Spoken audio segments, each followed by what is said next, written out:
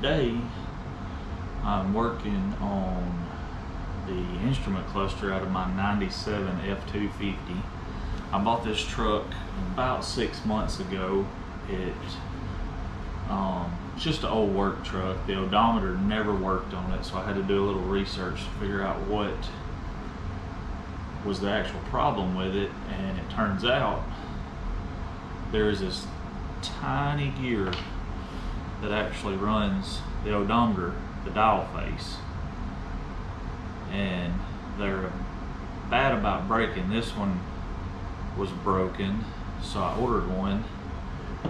That's the little motor that runs it, so I ordered one from the parts store. It's a pretty high dollar little item, but I wanted my odometer to work because I like to service my own vehicle, so I like to know the mileage and things like that that's on them. So I've already disassembled it and kind of done some cleaning up on the clear part of the cluster and the plastic bezel that goes around it, and I'm going to do a replacement of a couple of lights that have shot in it. So I did not film the disassembly of it, so what I'm going to do is try to do a little more in-depth of the assembly, and then you can just reverse that. It's not that bad. There's just a few Torx. Let's see if I can see what size they are. I have a real small toolkit that I use. That is a Torx T15. On these they have a red tint to them, the screws, and then a T10 for these three smaller ones, and we'll get to those smaller ones later. So the first thing I'm going to do is replace the gear, or actually it's just an install now. So you want to be careful. Your trip odometer reset, you want to be careful with it. You don't want to break it off. So what I'm going to do, I'm just going to kind of lean it up here, and right here is where this motor goes. It just sits in there and it twists. You'll see a little tab. It just twists and locks in there.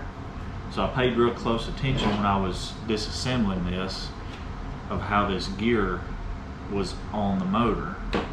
So I don't know if you'll be able to see. I know you can't see it. I can't see the gear. So this gear is very tiny. I'm going to try to get it to where you can see it. It's very, very tiny, and you can see where it's broke.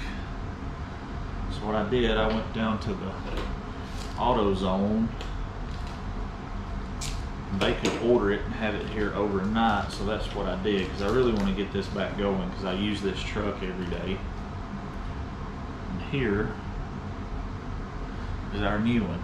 It's white instead of black. I don't know if that's really going to make a difference or not, but I'm going to try to hold it like that. You can see on one side it is wider than the other side, like up here.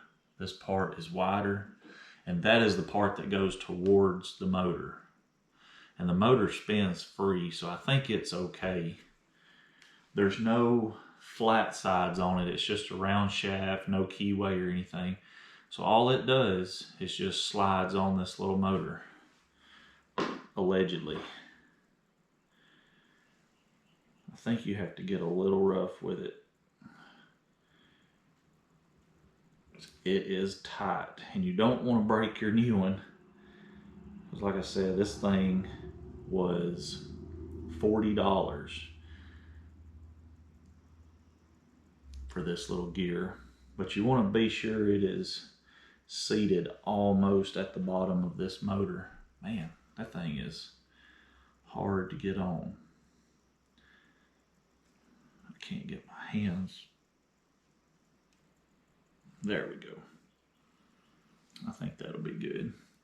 And see, it's really, you've got maybe a 1/16 of an inch. I may try to go a little further than that. I don't want to put it on the table and press it because I don't want to break it. There we go. I got it down pretty close to the bottom of the motor. So all right, so now we're going to install it. This thing, all it does, and what you want to do, you want to be careful because there's another gear inside this cluster face that's actually what operates all this, and this just turns that gear. So what you want to do is to be sure that it is engaged, and it doesn't really, it's not hard to get in, but what you want to do, I actually used this pair of pliers that I had, and what I did, I kind of hooked it over, see if I can widen them a little bit. I just hooked it over this ear like this, and then brought the other side down to the body of the motor, and then just kind of spin it right like that, and you hear it click. And so that part's done. So now we're going to actually start assembling it into the body of the cluster. And I can see there's, I know you can't see it on camera, but there's a little clear plastic piece that all this mounts on, and I can see that the gear meshed into the odometer real well. My cat is wanting attention this morning. So all right, and I'll tell you what I'm going to do before this. I'm going to set this here, and I'm going to replace a couple of bulbs that I knew were shot in the back of this cluster. Same thing, I just got these when I was picking up my gear for the odometer. And they conveniently had a little 2-pack. These weren't, but like, I think $2. So what it is, when I'm looking at my cluster, the passenger side lights on the cluster doesn't work. So I knew it would have to be these 2 bigger illumination lights. And these things come out fairly easy. If you've got a good grip, you can get these out most of the time. My hands don't work very good. You can hear it, they just pop out. You just spin them lefty-loosey, righty-tighty. They may be a little stuck, so I go back to the pliers and just kind of, you don't want to just torque on them because this stuff is plastic. You will break it. We're fixing to have a visitor, I can tell. Our kitty cat wants to get up here. So this, I don't know if you can see, it's real, and I dropped it. These are real dark, and you can usually tell if they're real dark, they've normally blown the filament inside of them. You hear the cat playing with it. Bring it here, kitty. And see, I just pulled that out of that socket, and you just install the new one. Just press it down in there. Hey, thanks. See, I'm just gonna just grab that bulb and just kind of wiggle it and pull it, and it'll pop right out. Then the new one just slides right in its place. Right like that.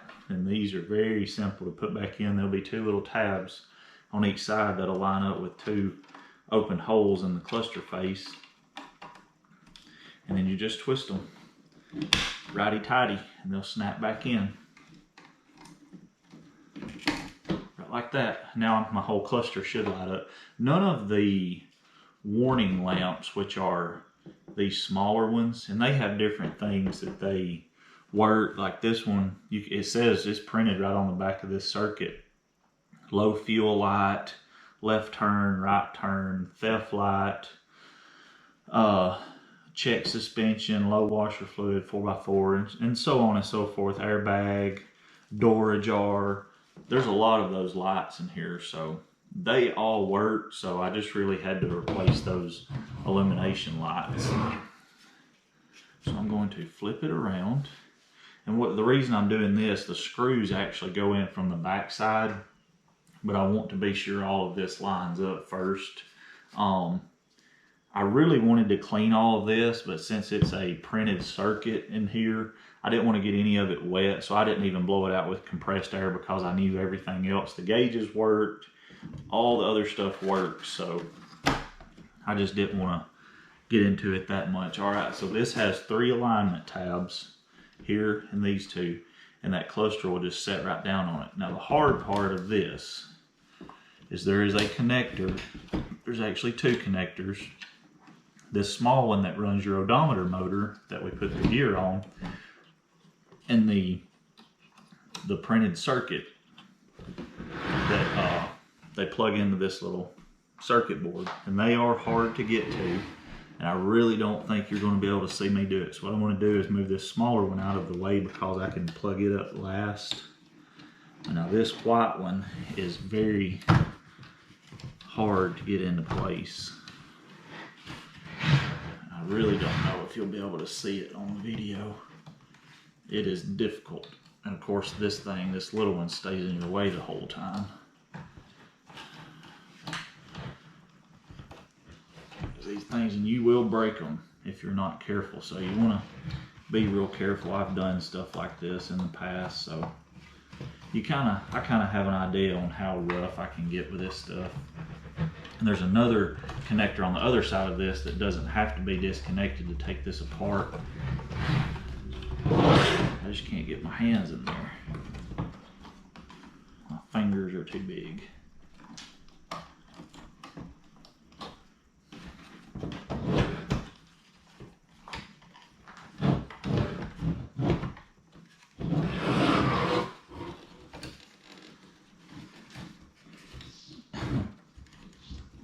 I should have plugged that up before I set that down in there. Let me see if I can get me some extra room. You can see this connector here is the one I'm talking about.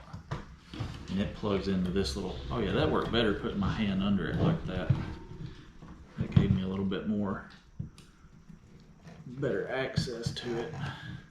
And these things have really small pins and wires in them, so you don't want to just cram that thing down in there. You could hear it click hopefully right then. But you don't want to just force those things in there. I'm going to do the same thing with that smaller connector. Go under it with my hand. And it actually plugs right above that bigger connector.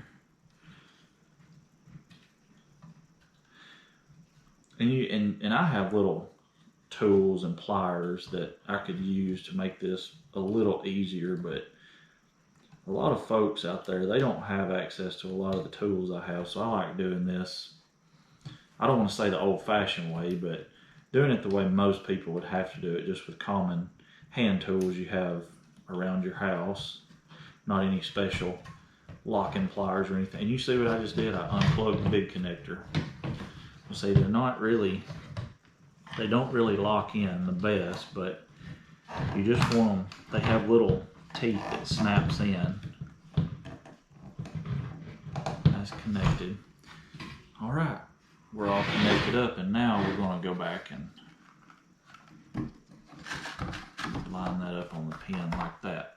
Okay, now we're going to put these 3 Torx T10 screws back in. They actually hold this circuit board onto the face of the cluster, and that's going to be this little T10 I have. And what I like to do is to start these bolts just finger tight, if you're able to. Sometimes you can, sometimes you can't. Sometimes you can put them on the end of your driver like that and just kind of start them.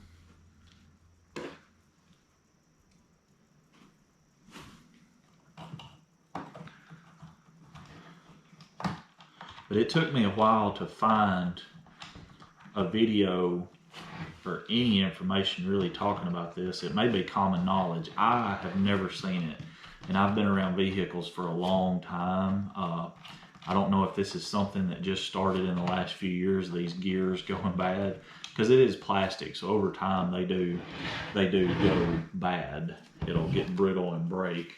So see, now your cluster will just about, it'll hold itself in there, but you still want to be careful with it. You don't want it to get all out of whack. So I kind of held it, and then I'm going to hold it right there, and I'm going to take some of these T15 screws, and they have different areas that they go in. I'm just going to kind of hold it with my hand. You have one there, one there, one there, one there, one there, one there. There's one left. I can't see where it goes. See, that's why you want to pay close attention to what you're doing, because you don't want to leave a screw or a bolt out. I'm going to go ahead and tighten these down and look while I'm tightening and that could just be one of the bolts that holds the cluster face on. I guess that's easier to hold with my hand.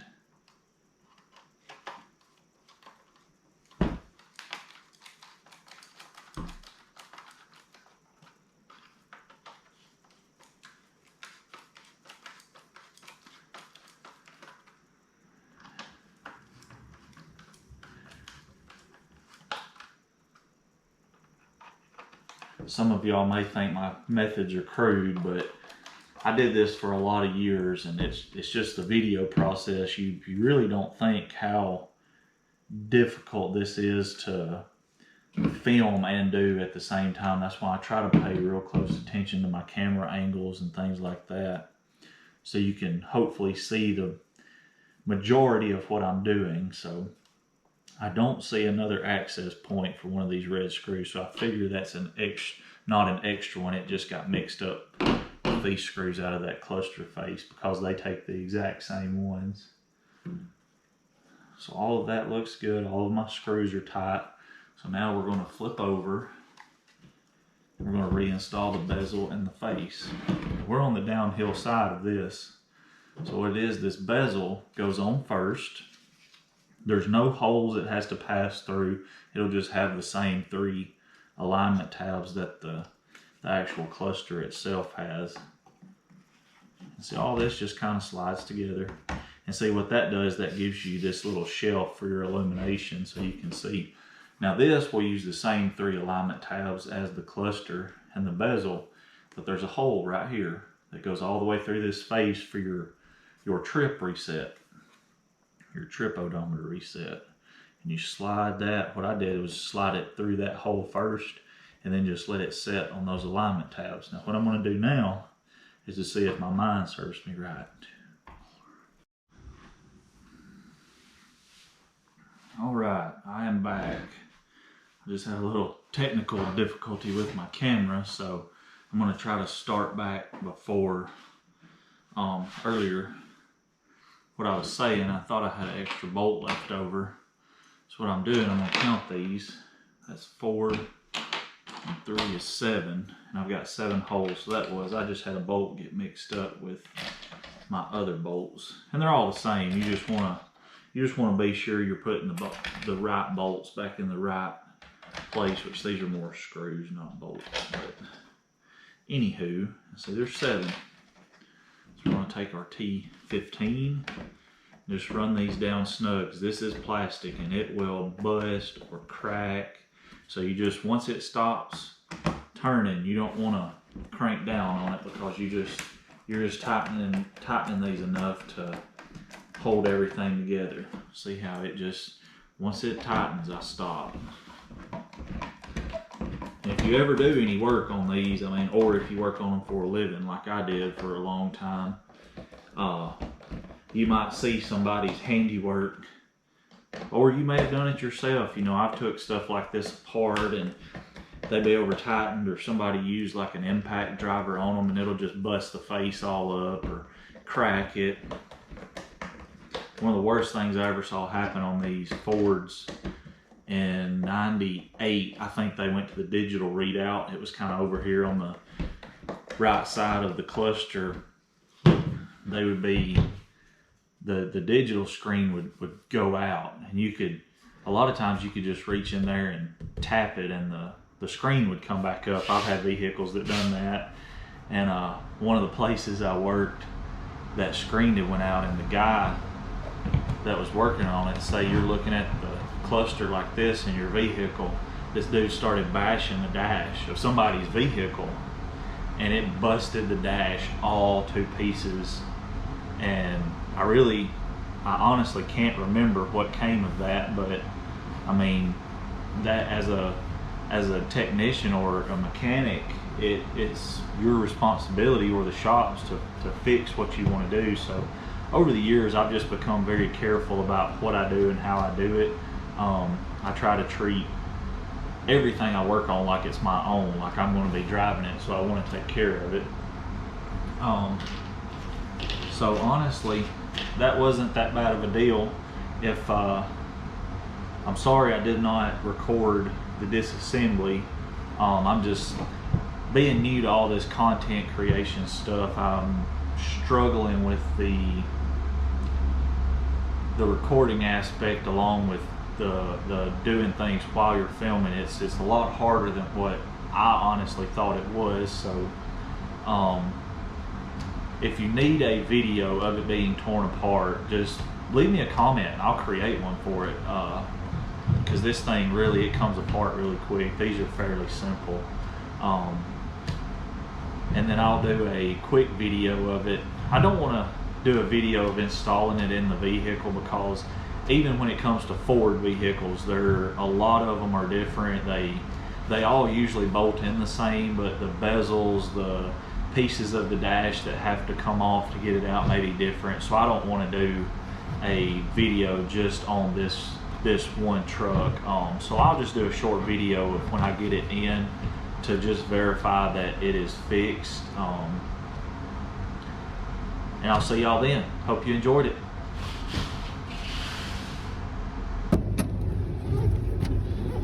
All right, I'm back with the cluster installed. We're going to do just a quick loop to see if my odometer gear worked. I know the video quality is going to be pretty crappy, so y'all just bear with me.